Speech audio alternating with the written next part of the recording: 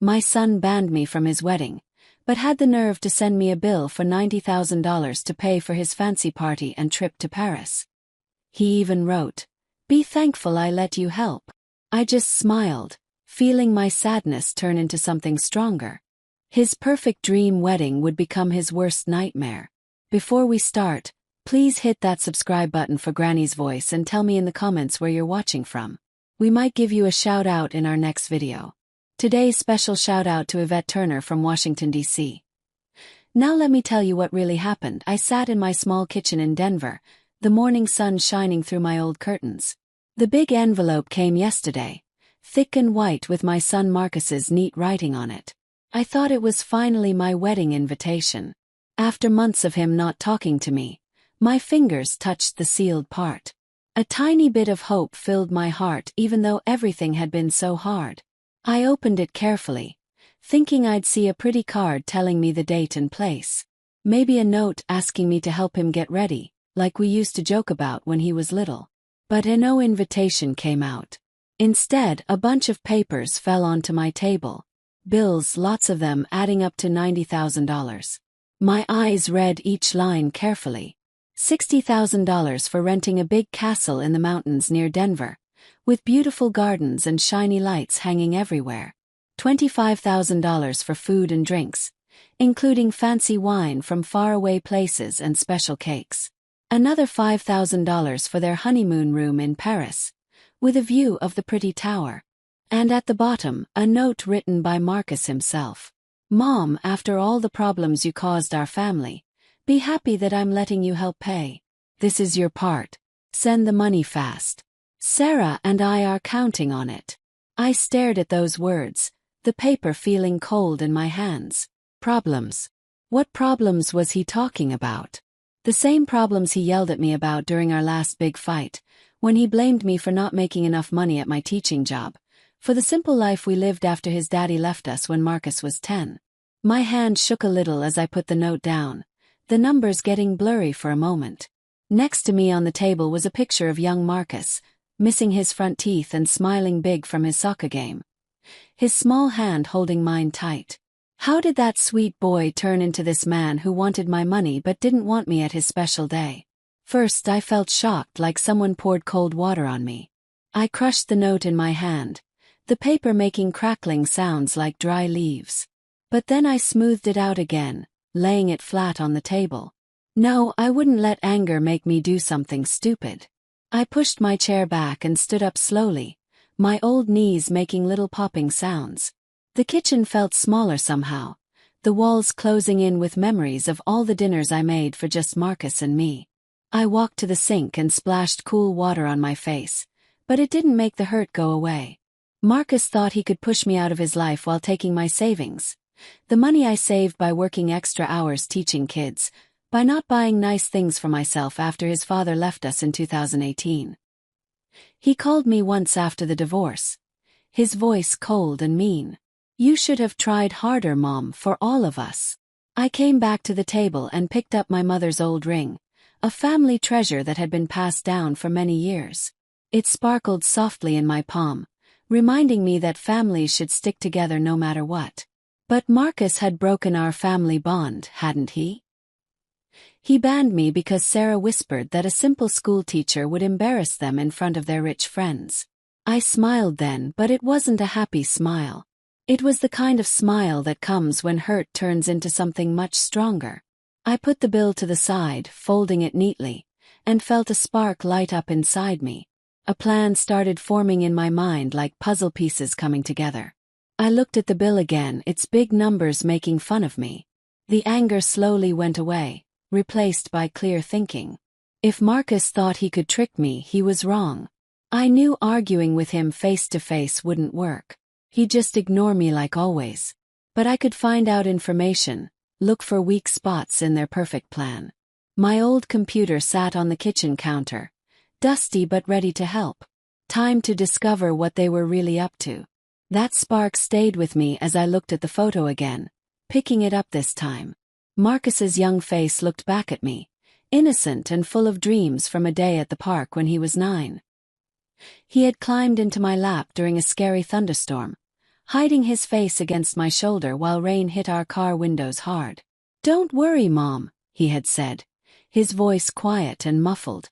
"You're the strongest person I know."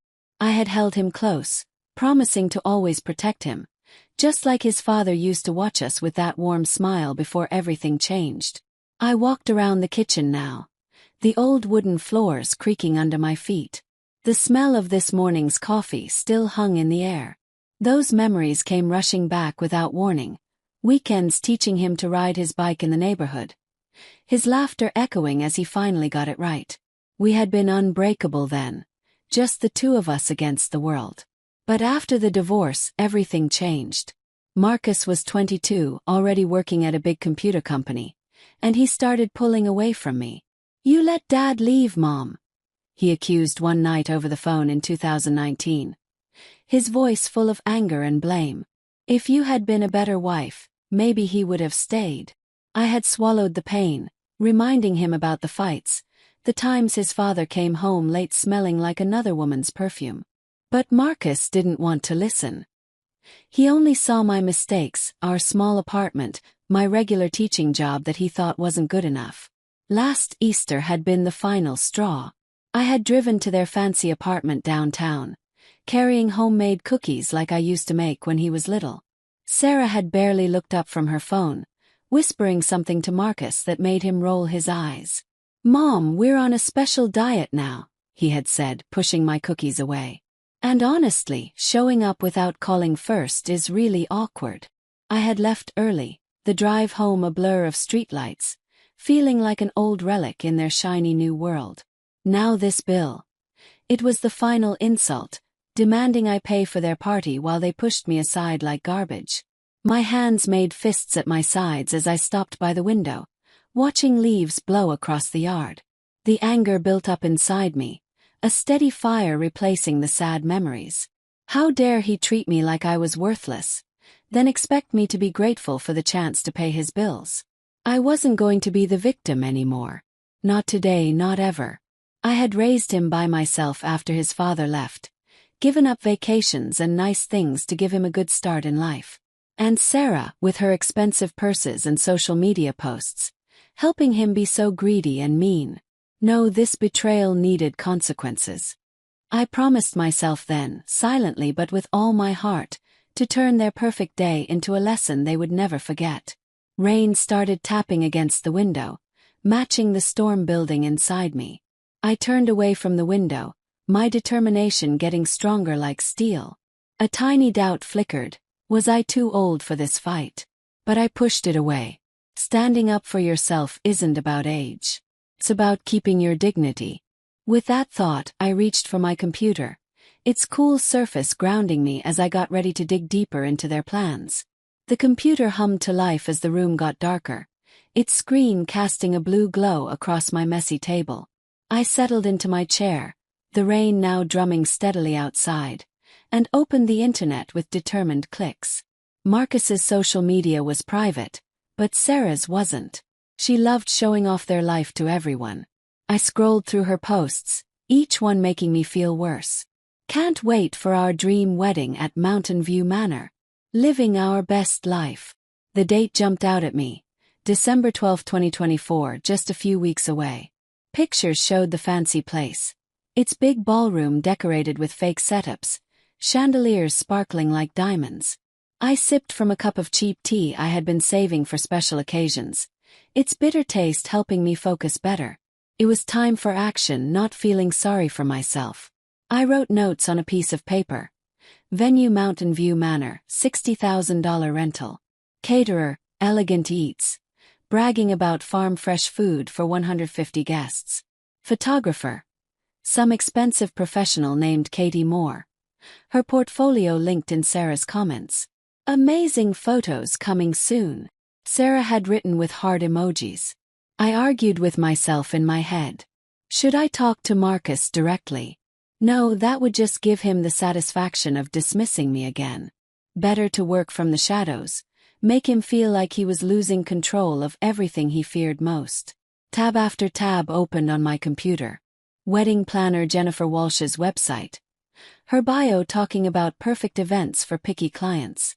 A mutual friend on Facebook confirmed she was handling everything. An old student of Marcus had liked a post about the booking. Honeymoon details came from a travel agency's advertisement. Paris resort, fancy suite with a view, all paid for by the bill they sent me. My anger flared up again when I saw a video Sarah shared of her trying on wedding dresses, Marcus grinning beside her like a fool. "Mommy's paying for the party indirectly," she joked in the comments, adding a winking emoji. Indirectly. The nerve of it all fueled my determination. I looked up all the vendors, building a list. Flower shop, DJ, even the fancy car service. The expensive stuff was shocking, way more than Marcus's salary could cover without my money. A moment of hesitation crept in. Was this revenge going too far? Was I risking what little family connection was left? But then I remembered his note again, that condescending privilege in every word, and the doubt disappeared like smoke. This was about self-respect, teaching him that greed has consequences that hurt. My hands became steady on the keyboard as I found Jennifer Walsh's phone number, the wedding planner at the center of it all. Taking a deep breath, I decided it was time to make the call, to start unraveling their perfect plan thread by thread. The phone rang twice before a smooth voice answered, polished like a marble countertop. "Walsh Wedding Planning, this is Jennifer speaking. How can I make your special day extraordinary?" I leaned against the kitchen counter, the phone cool against my ear, steadying my breathing. "Hello, Jennifer. This is Maria Santos, Marcus Santos's mother. I'm the one paying for his wedding." A pause, then warmth filled her voice like honey. "Mrs. Santos, Marcus mentioned you'd be calling about final payments. We're so excited you're contributing to such a beautiful event. Mountain View Manor is booked solid, and Sarah's vision is coming together perfectly." I let her talk for a moment about flower arrangements and musicians, my mind getting sharper like a knife being sharpened. "Actually, Jennifer, I'd rather discuss this in person. Can we meet tomorrow? I have some details I need to clarify." She agreed quickly, suggesting her office in downtown Denver at 11 a.m. I hung up, the click echoing in the quiet room, and poured myself another cup of tea, swirling it as I imagined her face when the truth hit like a lightning bolt. No more hiding behind notes and bills. Time to face this head-on. I leaned back in my chair, energy pulsing through me like electricity. The meeting with Jennifer was the first step, and I needed to be ready for anything. I spent the rest of the evening looking at the bill again, writing down important numbers to keep the facts straight in my head. Before bed, I picked out a clean blouse and nice pants. Nothing too fancy, but enough to look serious and determined. As I lay down to sleep, I felt the plan become solid like concrete. Tomorrow morning I woke up early, coffee in a travel mug, keys in hand, ready to head out into the world. The next morning I drove through light traffic, the winter leaves swirling like confetti on my windshield. A brief moment of doubt grabbed me at a red light. Was this the point where I couldn't turn back? But I pushed it away, pressing the gas as the light turned green. Jennifer's office was in a tall building on Main Street, all glass and shiny metal, very different from my simple school where I taught children. I parked and walked in, the lobby's cold air carrying hints of expensive perfume that made my nose tickle. Jennifer greeted me with a firm handshake, her suit perfectly fitted and her smile bright like a light bulb. "Mrs. Santos, please come in. Coffee." She led me to a comfortable chair across from her desk, which was covered with fabric samples and contracts. A framed photo of a happy couple under a gazebo caught my eye, stirring up my quiet determination. That joy wouldn't be Marcus's, not on my money. We sat down and she pulled out a thick file. "So, the $90,000 covers everything. Venue, catering, even the honeymoon deposit." Marcus assured me it's all arranged. I leaned forward, my voice steady and clear. "Did he? Tell me, Jennifer, did Marcus mention that he banned me from the wedding? That I'm not even invited to this expensive party I'm supposedly paying for?" Her eyes got wide, the pen slipping from her fingers like it was made of butter. "Banned? No," he said, "family contributions were handled privately. This is very awkward." "Awkward?" I repeated, my voice sharp and cutting. Try insulting. He sent me the bill with a note saying I should be grateful. After raising him alone, after everything I sacrificed for him. Jennifer shifted in her chair, rubbing her forehead like she had a headache. I don't know what to say. The contracts are signed, but without full payment we can't move forward. Deposits might not be refundable, but the balance. Exactly, I interrupted firmly. Tell Marcus the wedding stops until he talks to me like I'm his mother, not his bank account. No money from me, and if he pushes back, remind him how easily perfect plans can fall apart. She nodded slowly, looking stunned and confused. I'll call him today. This definitely changes things. As I stood up to leave, I heard her mutter under her breath. That ungrateful boy. Gave me strength like fuel for my fire. I stepped out into the crisp winter air, the door clicking shut behind me, and felt the ripple effect spread like a stone thrown into a calm pond. Standing on the sidewalk, I felt a surge of power, but I knew I couldn't go far alone.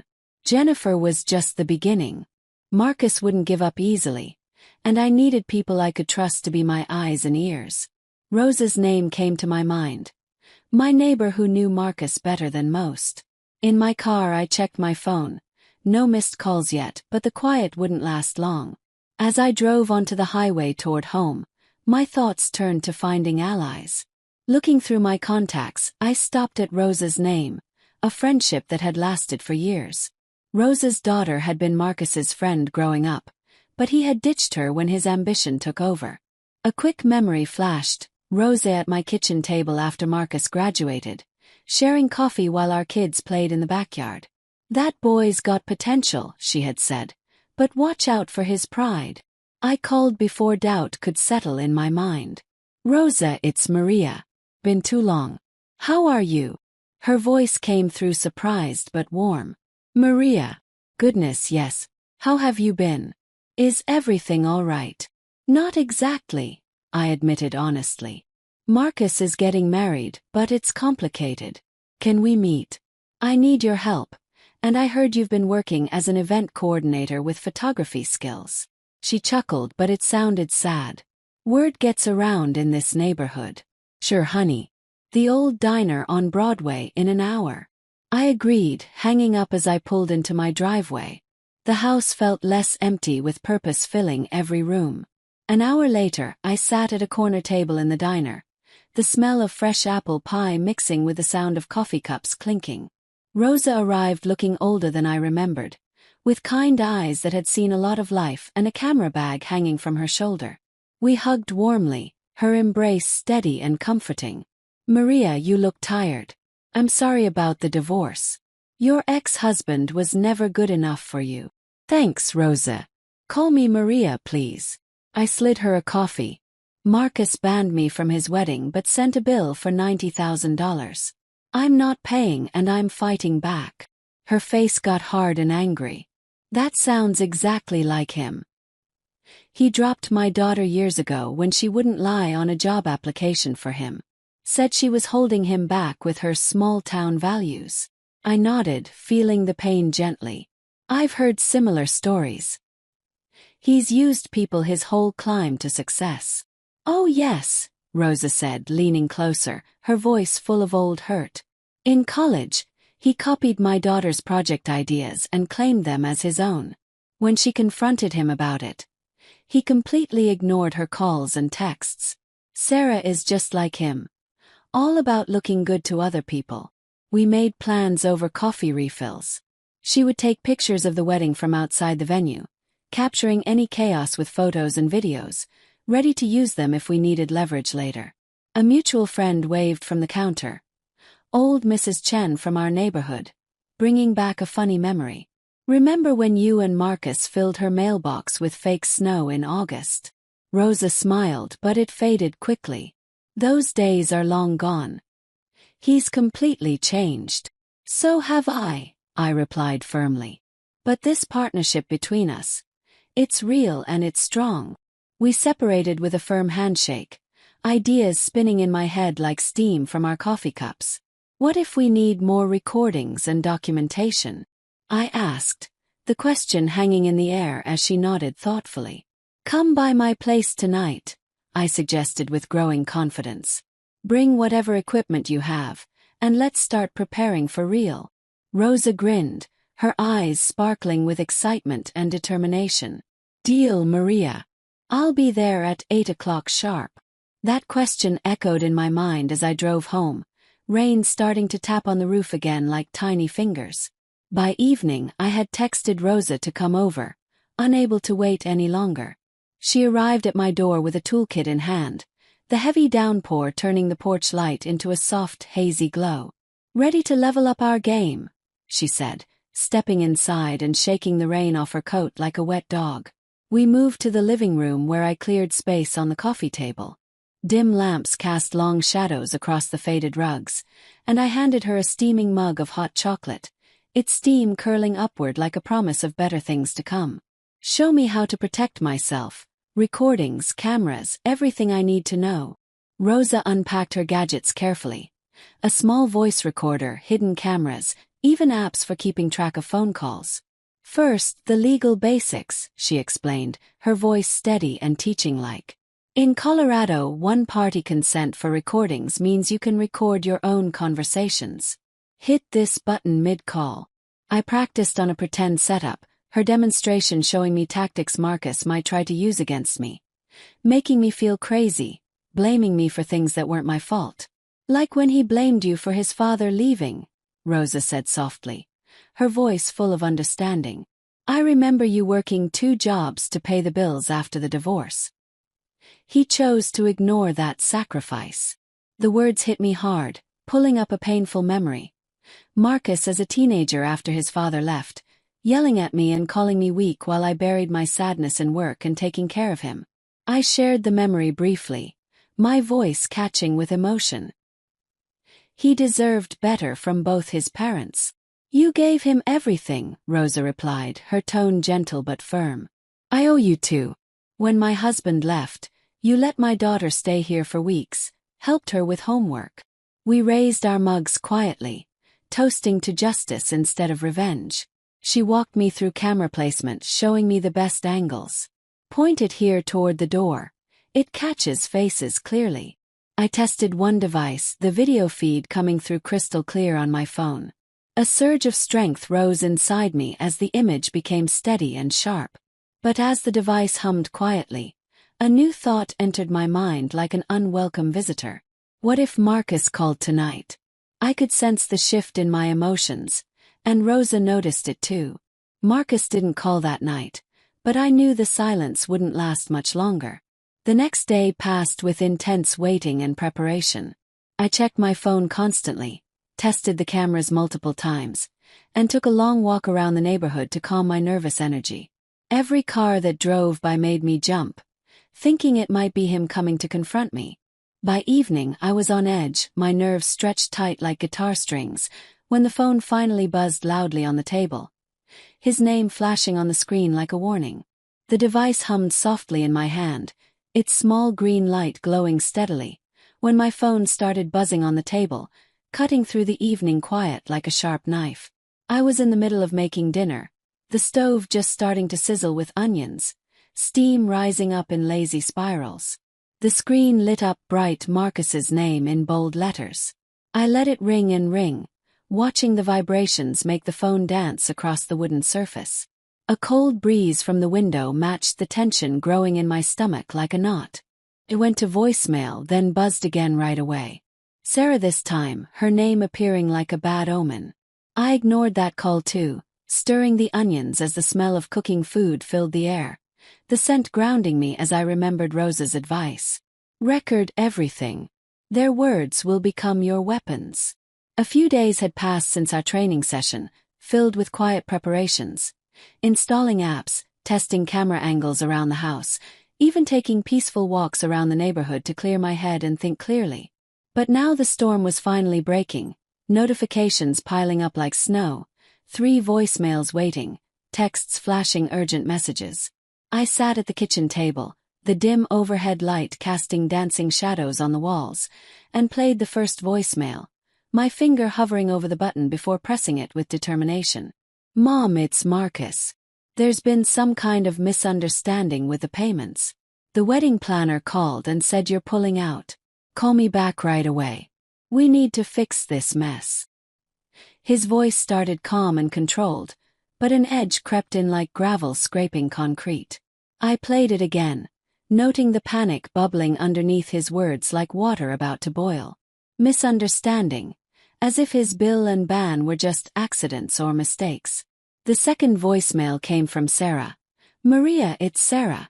Marcus is really upset right now. The vendors are threatening to cancel everything without your money. Don't do this to us. It's really petty and mean.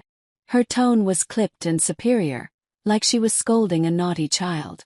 Petty, the word stung like a bee, but I found myself smiling slightly, sipping my tea. Rosa had warned me this would happen. Desperation disguised as accusations. The third voicemail came from Marcus again, urgency climbing higher like a thermometer in summer. Mom, seriously, please pick up the phone. Everything's falling apart piece by piece. You owe us this money after everything that's happened. The pause hinted at old grudges and blame. His breathing heavy and labored. I listened to it twice more, analyzing the rising pitch in his voice like a music teacher. The threats were becoming clearer now. Rumors must be spreading like wildfire. Jennifer had obviously done her part perfectly. Then came a call from an old friend, Mrs. Peterson from down the street. Her voice careful and hesitant when I answered quickly. Maria, I heard whispers at book club today. Something about Marcus's wedding having money troubles. People are saying there are serious financial issues. I hope you're doing okay, dear. Her words sparked something inside me. A twist of satisfaction. Public whispers were already starting, spreading like ripples in a pond. I hadn't expected the news to travel so far so fast through our small community. It fueled my determination, giving me a surge of control after years of being pushed aside and ignored.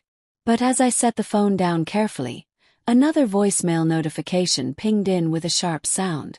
Marcus's voice was cracking this time, breaking like thin ice. If you don't fix this situation right now, you'll regret it for the rest of your life. The threat hung there in the air, replaying in my mind as I stared at the phone screen. His words echoing like thunder. That threat was still echoing in my thoughts the next evening when the phone rang again, insistent and demanding like a heartbeat pounding in the quiet living room where I paced back and forth, the recording app open and ready to capture everything. I gripped the phone tightly in my hand, letting it ring 4 long times before answering, a deliberate pause designed to unsettle him and make him worry. Hello, Marcus. Mom, finally. What the hell is going on here? Jennifer says you're refusing to pay for anything. You're sabotaging our entire wedding. His accusation burst out like water from a broken dam, voice pitching high with frustration and anger. I breathed steadily and calmly, the soft carpet under my feet keeping me grounded. Sabotaging. You banned me from your wedding. You sent me a bill like I was just a sponsor, not your mother. Remember your note. Be grateful, you said. A beat of silence stretched between us. Then he exploded like fireworks. That was. Look, it's not like that at all. Sarah's friends, the social circle. You're just a teacher, Mom. It wouldn't fit with the image we're trying to create. But the money, you owe it to us. After Dad left, after all the struggles you caused our family. The jab about his father leaving twisted inside me like a knife, but I stayed calm and controlled, recording every single word he said. Oh, I raised you completely alone after he abandoned us. I sold my car to pay for your college. You blame me for his choices, then ignore me when it's convenient. No, Marcus. No payment from me. You're ruining everything, he shouted, the words raw and desperate. Sarah is furious with this whole situation. The caterers want their deposits right now. The venue is holding our date but threatening extra fees every day. You have to fix this. I paused, drawing strength from my mother's ring sitting on the side table, its gentle sparkle reminding me of enduring dignity through hard times. Fix what you broke, Marcus. Talk to me like I'm your mother, not your personal ATM machine. Then Sarah's voice cut through the phone like a sharp blade speakerphone. I realized with a jolt. Maria, this is absolutely ridiculous. We're trying to build a life together here. Your pettiness could cancel everything we've worked for. Think about how embarrassing this will be for everyone involved. Her interruption spiked the tension higher, her tone dripping with disdain and superiority. Embarrassment. Like banning your future mother-in-law from the wedding. I'm thinking about the bill you sent me demanding I fund your honeymoon while excluding me from the ceremony. Marcus jumped back into the conversation, his voice defensive and sharp. It's about duty, Mom. Family contributes to important events. Just admit it. You're jealous of my success and Sarah's family's money. The admission slipped out before he could stop it. Jealousy as his excuse for everything. It hit me like a revelation, exposing his massive ego and self-centeredness. I responded firmly and clearly. Success built on using people and throwing them away when convenient. Not anymore, son. The phone line crackled with his heavy, labored breathing. You'll regret this decision. We're done here. He hung up abruptly, the sudden silence ringing in my ears like a bell. His final words echoing as a key slip, a vulnerability accidentally revealed that sharpened my resolve like a blade. That vulnerability stayed in my thoughts as I paced the hallway restlessly, the house quiet except for the gentle hum of the refrigerator in the kitchen. Moments later, a text alert chimed softly. Rosa texting. Update, vendors demanding immediate payment. Rumors flying around the venue like crazy. Photos coming your way. I opened the attachment with anticipation. Blurry shots of workers pausing their setup work, looking confused and worried. A flower delivery truck sitting and waiting uncertainly. The images fueled my determination like gasoline on a fire. But then Marcus's texts started flooding in like a dam bursting. Selfish old woman. Destroying our special day over your hurt ego. Short, stabbing accusations glowing angrily on my phone screen. I scrolled through them with a steady heart when my neighbor's call came through. Mr. Rodriguez from across the street. His voice gruff but supportive. Maria, I saw Marcus yelling at a delivery driver yesterday outside your house. Rude as anything, demanding discounts like he owned the whole world. His voice was rough but kind. I heard about the wedding mess from other neighbors. If you need any backup or support, I'm here for you. Remember how he snubbed everyone at the block party last summer? Acted like he was too good for all of us regular folks.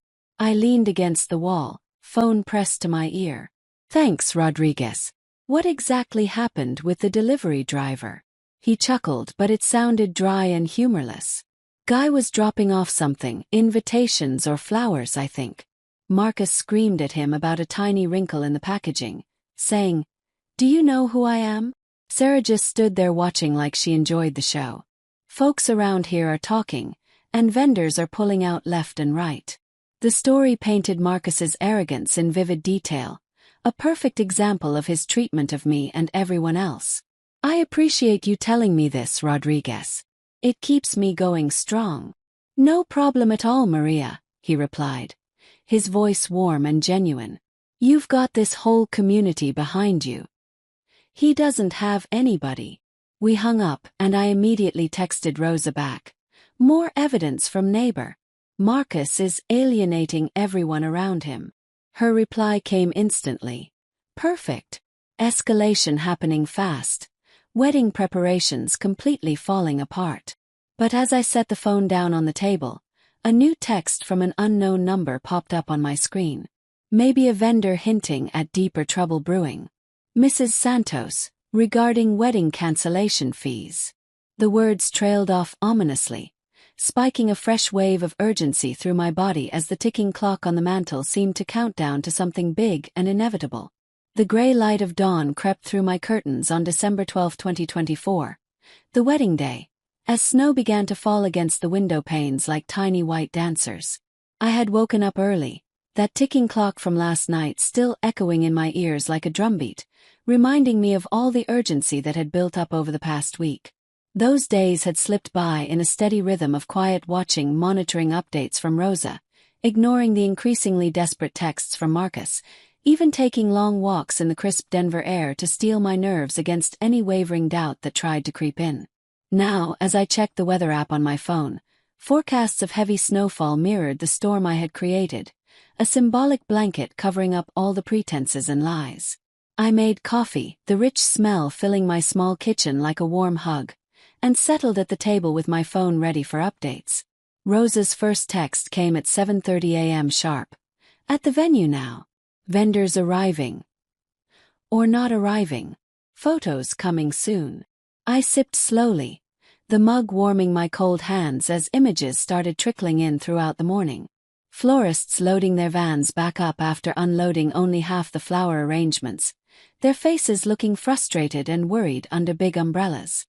Deposit problems. One caption read simply, "They're packing up and leaving." The chaos unfolded before my eyes in real-time snapshots sent to my phone. A catering truck sitting idle in the parking lot, its engine running. Workers boxing up crates of untouched fancy plates and silverware, looking confused and angry. Snow turning the driveway into a slippery, dangerous mess. Guests started arriving around 1 p.m., Rosa's sneaky photos showing confused groups of people huddled under tents and awnings. Umbrellas blooming everywhere like black flowers in a winter garden. Overheard people asking, "Where's the setup? What's going on?" Her message said.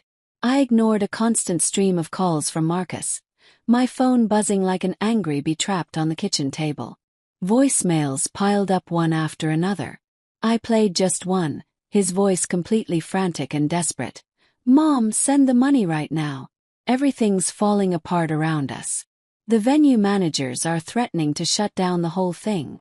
The desperation cracked through his words like ice breaking, such a far cry from his earlier arrogance and superiority. More photos kept coming.